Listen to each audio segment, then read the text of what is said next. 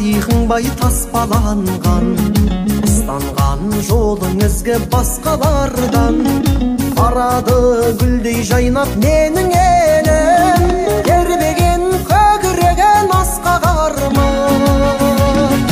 Айналдым ақ пейілді сүйіктелген, арым мен адамдығын биік көрген. Қонған Қазақстан жер жанаты, жаратқан шапағатын иіп берген. Қонған Қазақстан жер жанаты, жаратқан шапағатын иіп берген.